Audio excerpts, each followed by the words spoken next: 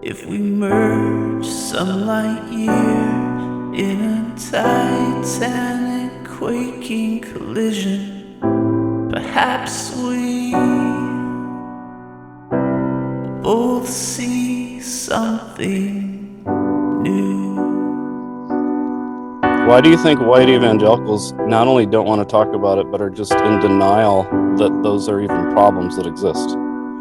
The word denial is the exact word. Well, I think that involves coming face to face with white supremacy.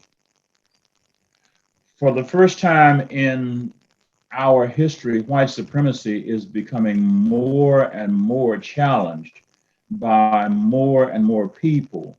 And white evangelicals want to have nothing to do with the conversation about the complicity of white evangelicalism and white supremacy. And part of that conversation involves the way wealth has been misused, whether you're talking about the Waltons who engaged in wage theft to become billionaires because they didn't pay their workers well or didn't provide benefits to their workers. And now you've got a family of billionaires that are defunding public education and on the one hand, and trying to talk about being philanthropists on the other hand. Or whether you're talking about Jeff Bezos, who is talking about how well he's redefined retail while he has an oppressive way of getting his money. And white evangelicals don't want to talk about that because that requires them to go way back and look about how white faithful people have turned a blind eye to oppression of workers and oppression of people of color and oppression of women. And they're in denial about that. So it's a whole lot easier to talk about these other issues, inerrancy during the 80s, or complementarianism during the 21st century, which is just another way of saying exploitation and denigration of women and sacralization of misogyny. But it allows them to sacralize these conversations that are and not talk about the sin of abusing power based upon white privilege or male privilege or wealth privilege. I think that's the reason. And I think it's again goes to theology. Mm-hmm. If you read, if your theology is wrong, your hermeneutics are going to be wrong too. And so, your if your theology is wrong, you read the Great Commission as a license to go proselytize, as opposed to a mandate to do love and justice, and to model love and justice, and to call on the society and the world to be instruments of love and justice. But if you've spent your entire life talking about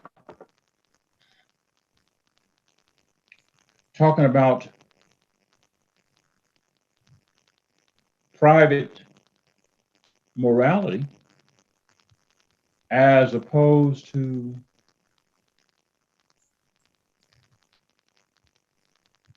communal justice, communal healing and health, you can't find comfort dealing with the issues of injustice and the issues of liberation theology that we talk about. Mm-hmm. And so that the denial is easy. Billy Graham did. You can't find 5 sermons Billy Graham preached about racism or poverty or income inequality or the wrongness of military militarism. Billy Graham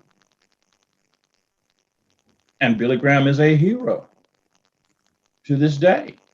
But whether it's Billy Graham or it's, as I was thinking this morning, Bill Bright for Campus Crusade for Christ. Because see, I come from the age in the 60s. I was in college in the late 60s, and Bill Bright and Campus Crusade for Christ was making their way. Well, the people who grew up with Campus Crusade for Christ in the 60s are the Fellowship Bible Church folks in the 2020s. They're the big box non-denomination churches. They're the John MacArthur kind of churches. They are the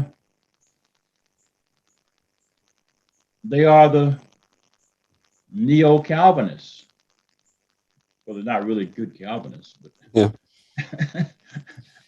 I mean, in the true sense, because Calvin had a real sense of social justice. It was not all pietistic for Calvin,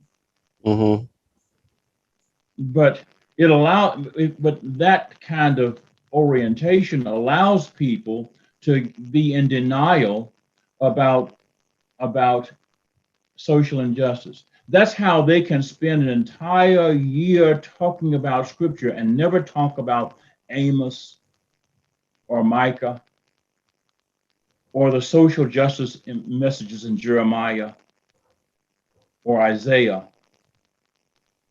They can spend a whole lot talking about the purity code or the holiness code, but not talk about reparations or restitution or worker justice. And they don't spend very much time talking about the issues of xenophobia and the rather interesting dynamic that we have people who call themselves followers of Jesus who are hateful towards immigrants when Jesus was the immigrant in chief. I mean, you can't be more immigrant than Jesus. Yeah. And you've got these people who jump up and down and become cheerleaders and counselors to people who are anti-immigrants, anti-religious minorities. And the religion of Jesus was a minority religion. The religion of Jesus was a minority religion. The religion of Moses was a minority religion in its time. And so we have this denial of the real issues in our faith system that people don't get a chance to hear because they're listening to pastors and teachers who don't bring the perspective of liberation theology or sense of prophetic faith that you and I have come to know. I mean, Cornel West wrote about it very well in his 2004 book, Democracy in America. I mean, democracy matters. Democracy matters. He talked about the tension between Constantinian Christianity and prophetic Christianity. And what we have is basically a Christianity that is more Constantinian than is prophetic.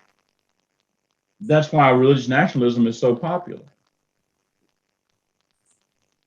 And religious nationalism makes it easy to be in denial about everything about justice.